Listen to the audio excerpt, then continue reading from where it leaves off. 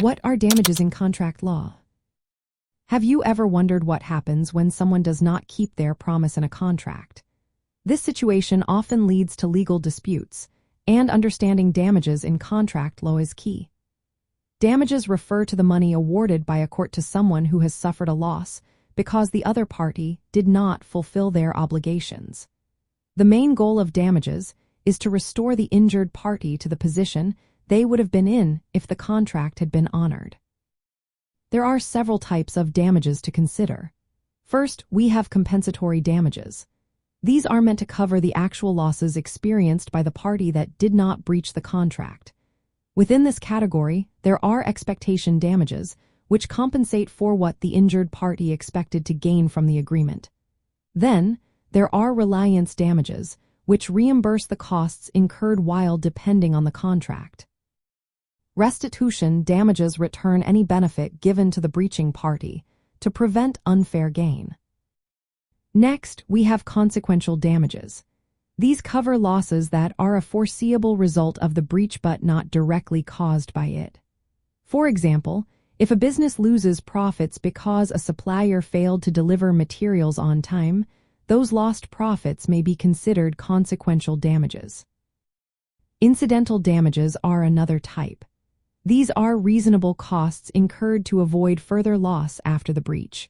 For instance, if a person had to hire someone to find a replacement for a service that was not delivered, those costs would fall under incidental damages. Nominal damages come into play when a breach occurs but no actual financial loss can be shown.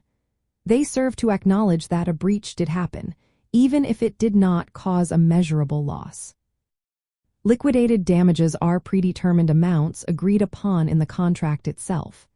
They are set in advance for breaches when actual damages are hard to determine.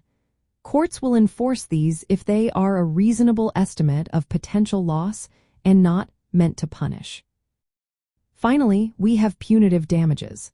These are rare in contract cases and are meant to punish the breaching party for particularly wrongful actions. They are awarded at the court's discretion when the breach involves conduct beyond simple nonperformance. In courtrooms, damages are a primary remedy for breaches of contract.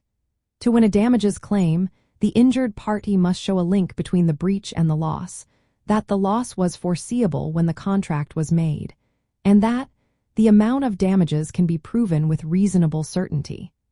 They must also demonstrate they took reasonable steps to avoid or lessen the damages.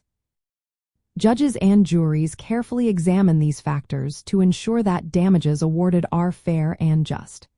They also interpret contractual terms, such as liquidated damages clauses, to see if they representing fair compensation or an improper penalty.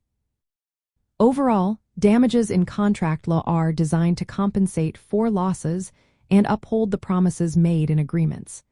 They play a vital role in resolving disputes and maintaining trust in both personal and business relationships. Understanding these concepts is essential for anyone navigating the legal system.